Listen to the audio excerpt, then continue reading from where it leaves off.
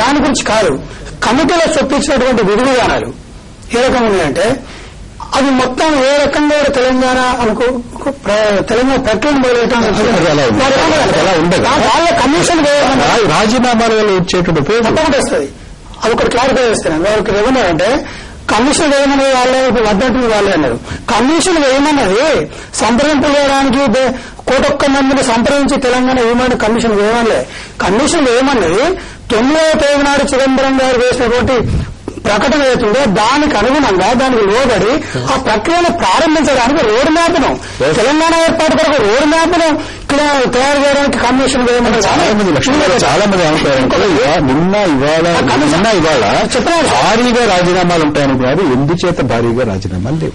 భారీగా మీరు తప్ప, నిజంగా మొత్తం మీరు తప్ప. ఇవాళ 15 వారిని ఒక పక్కన పెడదాం, తర్వాత మన తెలుగుదేశం పార్టీ చెందినటువంటి ఒక్కరిని పక్కన పెడదాం. ఆ రెండు పోతే రాజీనామాలు భారీగా ఉండకపోవడానికి కారణం ఏంటంటే పదవుల మీద ఉన్నటువంటి వ్యామోహము, ప్రాంతం మీద లేనటువంటి ఒక ప్రేమ, ప్రజల మీద ప్రాంతం ప్రయోజనమైన మీద లేనటువంటి పట్టింపు వీళ్ళందరికీ పట్టలేదంటారు. ఇంత రాజీనామా చేయాలి నాకు చెప్పలేదు.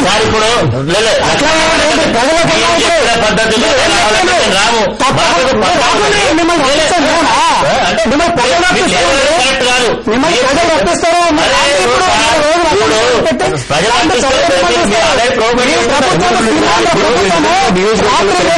ఘోరాలేంటియో నేరాలేంటియో మీరు ఒకసారి చూసుకోలేమండి.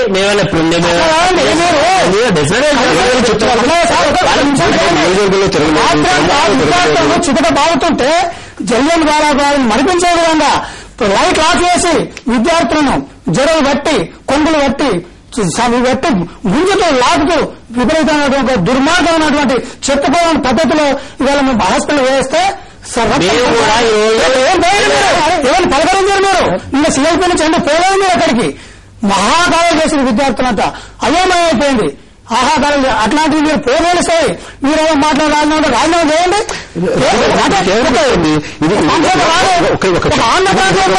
ప్రభుత్వం 170 మంది ఉన్నారు. నిజమే, 170 మంది ఒకే ప్రాంతం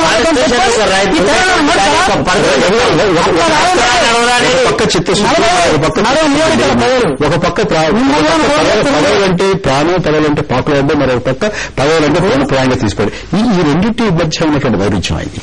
ఈ వైరుధ్యం వాస్తవానికి రాజకీయ వైరుధ్యాల యొక్క ప్రతిబింబం అండి. ఒకటి వారు చెప్పినట్టుగా ఉస్మానియా యూనివర్సిటీలో జరిగిందని రాష్ట్రంలో ఖండించిన వాళ్ళు అన్ని రాజకీయ పార్టీలు, మీడియా ప్రతినిధులు, మీడియాకు సంబంధించిన వాళ్ళ మీద కూడా జరిగే వాటిని ఖండించారు. ఇలాంటి పరిస్థితుల్లో ప్రభుత్వం, పోలీసులు సంయమనం పాటించాలి. అందులో ఏం సందేహం లేదు. 1-2 సార్లు జరగకుండా చూసుకోవాలి. కానీ ఎన్ని చెప్పినా అజెండాలు పక్కన పెట్టామని ఎన్ని చెప్పినా ఎవరి జెండాలు వాళ్ళకు ఉన్నాయనేది ఒక వాస్తవం. వారు కండ వేసుకొని వచ్చారు, వీరు కండ వేసుకొని వచ్చారు. అందుకని ఎవరి జెండాలు వాళ్ళకు ఉన్నాయి.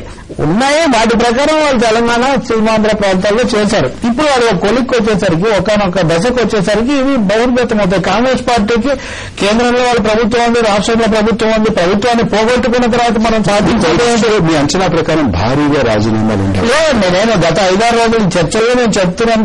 నేను చెప్పినందుకు మన మిత్రులకు నా మీద కొన్నిసార్లు తీవ్రమైన భావోద్వేగాలు కూడా జరిగాయి. వాస్తవికత ఏమంటే కాంగ్రెస్ వాళ్ళు ఒక 10-15 రోజుల నుంచి వాళ్ళు క్రమంగా విడగొట్టుకుంటున్నారు. వాళ్ళ చేతుల్లో ఉన్న కేంద్ర ప్రభుత్వం శ్రీకృష్ణ కమిటీ అని ఒకటి వేసిన తర్వాత దాని ద్వారా జరిపించుకోవాలి. కానీ మేము రాజీనామాలు చేయడం లేదు. రెండో విషయము, కాంగ్రెస్ చేయకుండా తెలుగుదేశం ఎందుకు చేస్తుంది? ఈ 2 ప్రధాన పార్టీలను ముందు పెట్టి తెలంగాణకు మేము ప్రధాన ప్రతినిధులు అనుకునేటువంటి అవకాశం కేసీఆర్ గారికి కానీ టీఆర్ఎస్ కానీ వాళ్ళెందుకు కల్పిస్తారు? వీళ్ళు మాకు చాలాసార్లు అంటుంటారు మా ఘనత మాకొద్దు, మీరే తీసుకోండి. కానీ ఏదైనా ప్రధాన ప్రతినిధులుగా వాళ్ళు కనిపించే అవకాశం వీళ్ళు ఇవ్వరు అనేది మనకు తెలుసు. అందుకని ఇప్పుడు తెలుగుదేశం వాళ్ళు రాజీనామాలు తీసుకెళ్లి కోదండరాం గారు జేబులో పెట్టిన ఇంకొక నిమిషం ముగించుకోవాలి.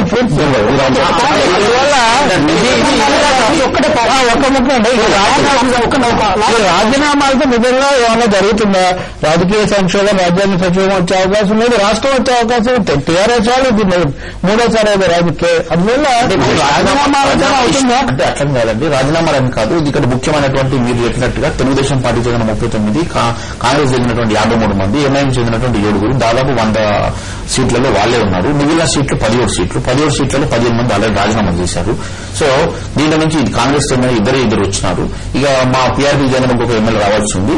అయితే ఈ రోజు స్పెసిఫిక్ గా డిసిషన్ తీసుకోవాల్సింది కాంగ్రెస్ అండ్ తెలుగుదేశం పార్టీ. ఈరోజు కాంగ్రెస్ అండ్ తెలుగుదేశం పార్టీ మీకు ఏం కనబడుతుంది? వరకు తీసుకుంటాను కనబడుతుంది అంటే బేసిక్ అంచనా. ఇప్పుడు అంచనాలంటే ఈ రోజు మరి వారి అధిష్టానం ఏం హామీ ఇచ్చింది అనేది ఒకటి ముఖ్యంగా. మేము ఏమనుకుంటున్నామంటే వారి అధిష్టానం నుంచి వారికి స్పష్టమైన హామీ వచ్చిందా, లేకుంటే ఈ శ్రీకృష్ణ కమిటీ ఏదైతే విధి విధానాలు ఏ రకంగా ఉన్నా కూడా తెలంగాణ రాష్ట్ర ఏర్పాటు ప్రక్రియ మొదలైంది, తెలంగాణ రాష్ట్ర ఏర్పాటు ఖచ్చితంగా వస్తుంది, మీరు డిసెంబర్ 31 తారీఖు వరకు వెయిట్ చేయాలి అనే ఒక వారికి సందేశం వచ్చినట్టుగా మాకు ఇంటర్నల్ గా తెలుస్తా ఉన్నది. సో వాళ్ళ ఆ సందేశాన్ని రావడం వల్ల 31 డిసెంబర్ వరకు మేము వేచి చూస్తాము. మరి 31 డిసెంబర్ కి ఒకవేళ రాకుండా అదే సందేశం నిజమైతే మీరందరూ రాజీనామా చేయాల్సిన అవసరం పడలేదు. అది కాంగ్రెస్ పార్టీకి చెందినటువంటి అంశం. అది కాంగ్రెస్ పార్టీకి చెందినటువంటి అంశం. అది మేమేమంటున్నాము, ఒకవేళ నిజంగా కాంగ్రెస్ పార్టీకి నిజమైనటువంటి అంశము అది వచ్చి ఉంటే, ఆ సందేశం వచ్చి ఉంటే, అదేదో సందేశం పబ్లిక్ గా మాకు కూడా చెప్తే, ఆ సందేశం మాకు కూడా చెప్తే మేము కూడా మరి విడ్డా చేసేసుకుని రాజీనామా చేయొచ్చు తప్పకుండా టీఆర్ఎస్ మిత్రులు, కానీ చేయని వాళ్ళని వెళ్ళి మేము ఒత్తిడి చేస్తాము ఇవన్నీ చేస్తాం అంటే మాటలు ప్రజాస్వామ్యం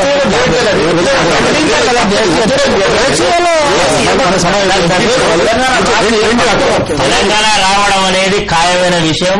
తెలంగాణలో ఉండేటువంటి రాష్ట్ర సమితి అధ్యక్షుడు కేసీఆర్ గారు కూడా స్పష్టంగా తెలుసు తెలంగాణ రాష్ట్రం ఏర్పడుతుంది. ఇది ఈ కేంద్ర ప్రభుత్వం ప్రకటన ఒకసారి మాటిచ్చింది, కాంగ్రెస్ పార్టీలో ఉండేటువంటి పెద్దలు చెప్పిన తర్వాత ఇస్తారనేది